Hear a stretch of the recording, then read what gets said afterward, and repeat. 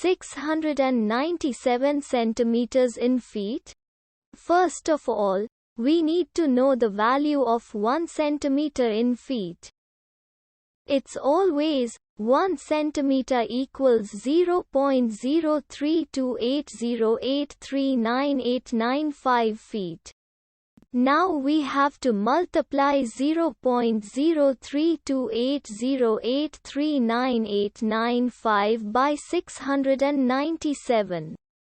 Therefore, 697 centimeters times 0.03280839895 feet equals 22.867454068815 feet.